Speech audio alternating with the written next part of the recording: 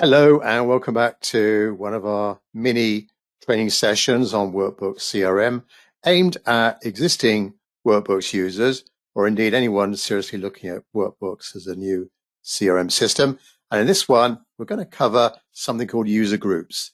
Workbooks has got extensive options, loads of options for managing user access and permissions through user groups and capabilities. So you really can fine tune as an administrator what your users can or can't do in the application. This session then is aimed at anyone setting up Workbooks CRM and your user access options, or indeed any administrator dealing with the onboarding process and setting up a new user. Hello then, my name is Tim Wilmot. I'm joined by my colleague Stuart Lawrenson-Hind, and our company Wizard Systems. We're a leading independent CRM solutions provider of systems like Workbooks, and we help out organizations use simple solutions to improve their sales, marketing, and customer service productivity.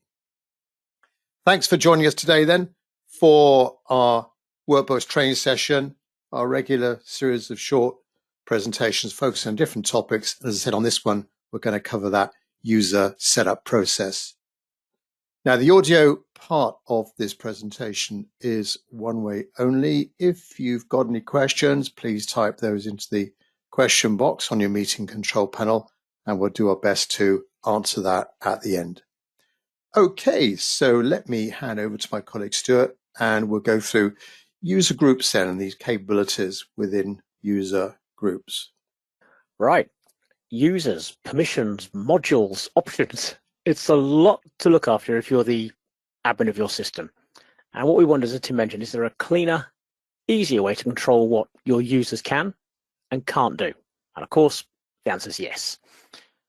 By placing them into one or more user groups and assigning the groups their permissions, rather than assigning the user individually, you can then add or remove the users from the groups as and when they need these capabilities, as Workbooks calls them. So how's all this done? So in this setup, there are 50 users with different job titles, and these have some capabilities that may overlap. And these user groups help us, the administrator, work a little more easily. So let's open an account to give you an example. I use Jane's account here. And I can see their login information, I can see their picture, their password controls, any extensions they've been given access to.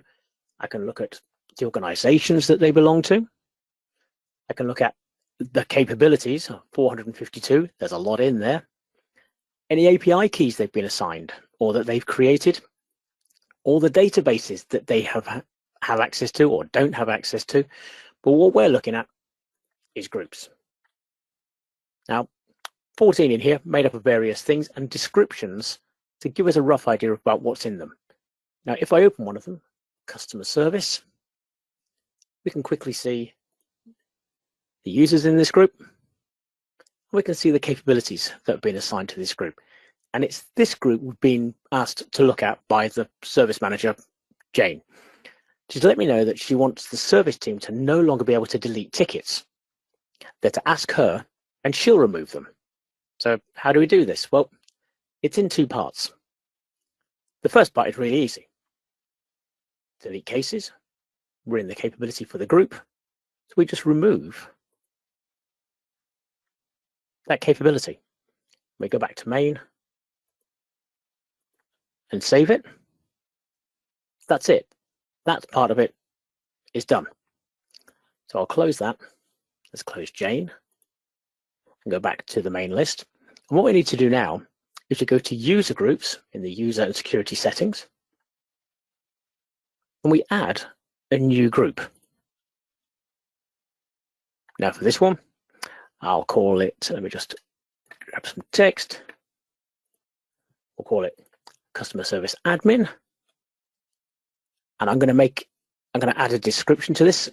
Just it makes it easy to see so that I can remember why this group exists in the first place. I'll click on save. And I'll go to the users. There's Jane. I add Jane to the system. Now, at the moment, this group can't do anything. So now I need to add a capability. So I click on add, and there are lots. There are hundreds, and it would take ages to find them. Luckily, the system has a brilliant search feature. So I just type delete cases and search. I could have just typed for delete if I didn't know there was one called delete cases, and it would have come back with all the capabilities with delete in it. I know this is the one I want. Select that. I add it to the group. I go back to main and save. I now have a new group called customer service admin, one user, and Jane. If I wanted to add more capabilities, I'd do another search and build the group up as I required. But this one I don't need to. The other group for customer service handles all the standard capabilities. And this one group that Jane is in deals with the deletion of the tickets as and when them. So to confirm that's all up to date, we went to users, I went to Jane's record. We now see that she's in customer service and customer service admin. She's now the one person that can handle the deletion of those cases. And that's it. This is probably more about knowing what you want and what you don't want your users to be able to do, and then set up the groups and place the users in them accordingly. And there we have it, user groups. And I'll pass this back to Tim. So a really good example there, thanks to it, of assigning user groups and capabilities. And you, as an administrator, you need to think of a planned approach to assigning the appropriate user groups and capabilities. You've got to identify those user roles, determine the different roles within your organization that are going to be using CRM, create those user groups, setting up those groups that align with those roles, such as, well, you've seen some examples on Stuart's screen, sales team, marketing department, customer support, then defining the capabilities as well within each group, specifying exactly what permissions and access levels they need to perform their job correctly. And then assigning users, adding new users to these groups that you've created based on their roles and responsibilities. And it's an ongoing process. You know, it doesn't really stop. You've got to constantly review and adjust and look at these group memberships and capabilities just to ensure they remain aligned to, you know, those job roles and security policies within your company. As always, if you need any help or advice on Workbooks CRM and setting up new users, or indeed setting up the Workbooks CRM application, then please contact us at Wizard Systems.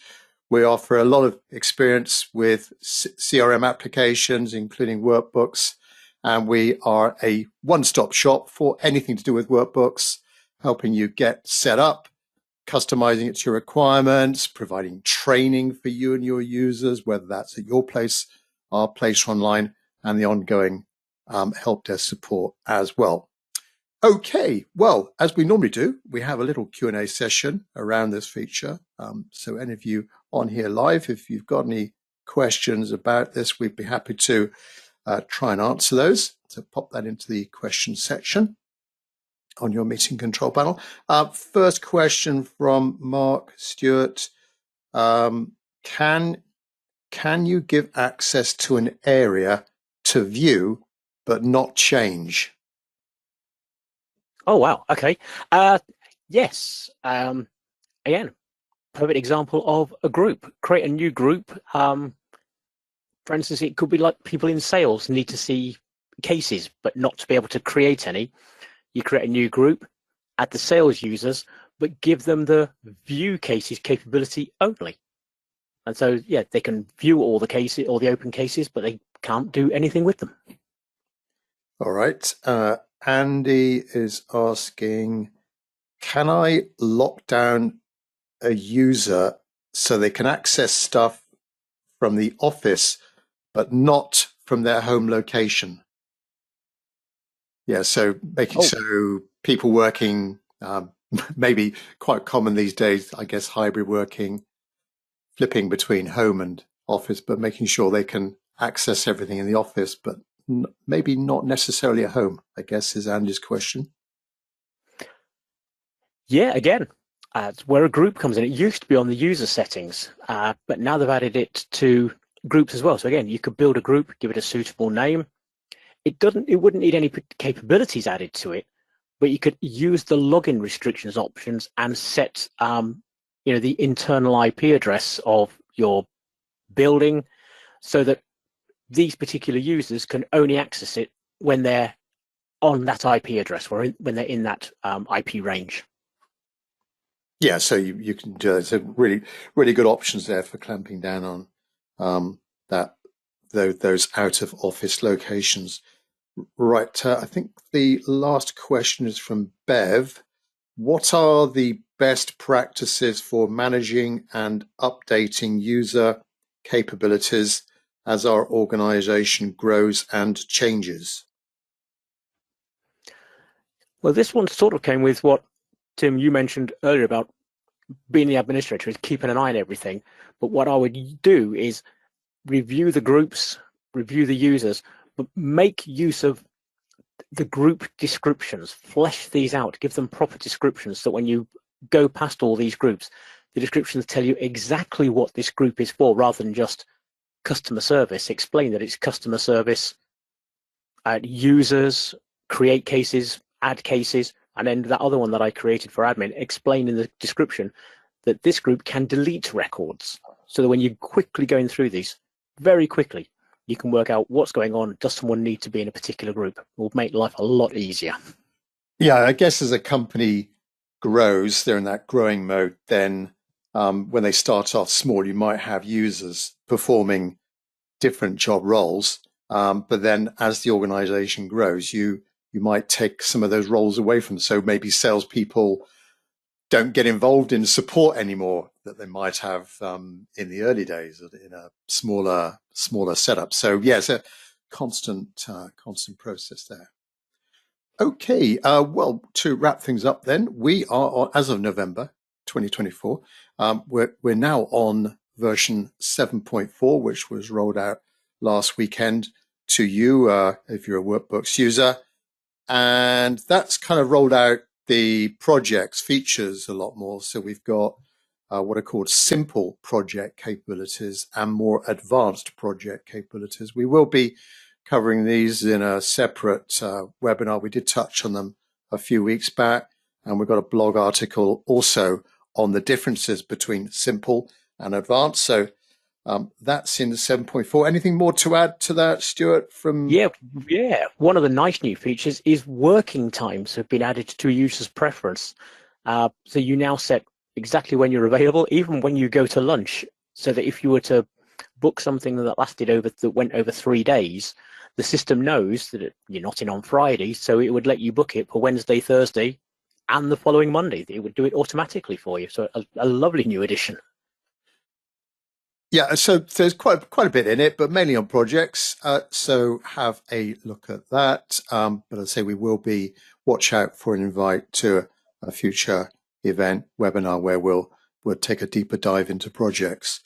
Right, do you fancy a CRM review? We may have been in touch with you in the past, but we normally like to do these on an annual basis to normally via an online meeting with you, with your key users, managers, just review how you're using Workbooks and then come up with some better ideas, tips going forwards for getting more out of Workbooks. So contact any of us at Wizard Systems for more information on that.